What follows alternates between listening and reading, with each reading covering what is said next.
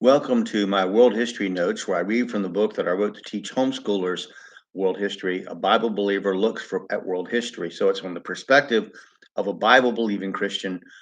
So if you won't agree with my conclusions, you might even be offended by my conclusions. If you're an atheist, Muslim, Hindu, Roman Catholic, other Protestant faiths, traditions, but that's okay as long as you're studying these topics and more to be conversant in world history and you have your own opinion, not just something you've parroted from somebody else. So this is a survey. It's not very deep. So you'll want to dig deeper if a subject really interests you. And I do have quizzes, study questions, and quizzes at the end of each chapter so that you can just remember some basic things. Um, and anyway, let's begin. We're talking about Portugal today. So I'm going to start. Um, the Portugal was obviously a pioneer. Oh, by the way, you can get my book on lulu.com, amazon.com, or the Bible Baptist bookstore, or just follow me here. Now, Portugal was obviously a pioneer in the early days of world exploration by the countries of Europe. The country of Portugal came into existence on the north bank of the Douro River in the 10th century as the Kingdom of Leon pressed the Muslims southward on the west coast of the Iberian Peninsula. Separatist tendencies appeared early in the 12th century during the stormy reign of Queen Urraca of Castile and Leon. The strong Count Alfonso Henriques, 1112 to 1185, won many victories over the Muslims, culminating in the 1139 Battle of Urique. Alfonso then declared independence from his cousin, Alfonso VII of Castile and Leon, who reluctantly recognized him as the King of Portugal in 1140. Excuse me, please. Sorry. Alfonso continued to push the Muslims southward, capturing Lisbon and establishing Tagus as the southern boundary of Portugal in 1147. He was assisted in his efforts by crusaders from England and the areas that would one day be called the Netherlands on their way to Palestine. Throughout the Middle Ages, Portugal maintained incessant warfare with the North African Muslims who had conquered Spain, who were called Moors, sometimes in coordination with the Spanish kingdoms of Castile and Aragon. Wars against these Christian kingdoms were also frequent. It appeared for a brief time into the 14th century that Portugal might fall to Castile, but with English support at the Battle of Burata in 1385 and the following Treaty of Windsor, an alliance was made between England and Portugal that has continued to this day. With Castile's eventual success at driving out the Muslims, the era called the Reconquista was complete. Spain and Portugal were now wholly Catholic countries.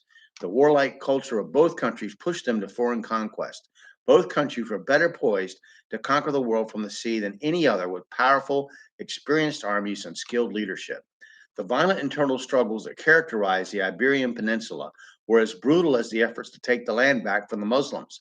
A number of independent principalities and petty kingdoms arose in what is now called Spain. Castile rose to prominence and declined as Aragon became powerful. In the early part of the 15th century, Castile was racked by virtual anarchy, while Aragon was the powerhouse of the Mediterranean world. The marriage of Ferdinand II of Aragon and Queen Isabella of Castile helped lead Spain to the preeminent global position of power. Jointly, they conquered Granada, the last Muslim holdout in Spain. Then they turned their sight to overseas expansion. It is now the late 1400s on the 15th century, or the 15th century. I do catch little grammatical errors and spelling errors in my book that even though I had a respected person proofread it, when you're self-published, that's one of the things that happens. You do find some errors as you read through it. So I apologize for those, but the Jews have been kicked out of Spain now. Okay, it's the late 1400s. The Inquisition is slaughtering Bible believers and New Testament Christian groups everywhere and Jews. The Roman Catholic Church is a dominant culture and religious force in the European world. Islam is under the domination of the Ottoman Turks, who have ended the long-standing political empire of Rome. Excuse me, that began with Rome's founding in 753 BC and ended with the eastern part of that empire, now called Byzantium, being killed along with its last emperor in 1453 at Constantinople. The Catholic popes have claimed the mantle of emperor, a spiritual ruler ruling a temporal political world. But something is about to break, a force that sweeps Europe and the world and changes all of the rules. Still, the concept of the state church continues to dominate human political practice as it has done since before Babylon. In fact, in a way, Babylon is still a ghost that stands over all these events as the modern nation states of Europe began to form from the medieval feudal associations that swirled and boiled for 1,000 years since the fall of the political Roman Empire in the West in 476 AD. So these are some study questions that you should consider. Uh, Arnold Brescia was executed because he did not believe in what? What was the disease known as that killed as many as 43 million people in Europe in the 1300s? Name three important battles where the English won against the French during the Hundred Years' War. The fall of what ancient city led to the influx of thousands of true Bible manuscripts into Western Europe? What city in Russia declared itself the Third Rome? Name the German printer who was credited with the modern printing press. And finally, name the Italian mariner sailing for Spain who rediscovered the Americas for colonization and conquest. And we'll begin next time. Um, we're going to talk about the Renaissance. We're going to back up a little bit, talk about the conquest of the world, and make some comments about slavery. Very important time in history, and of course, they're all important. But I hope you enjoy this, and I hope that you'll study it on your own.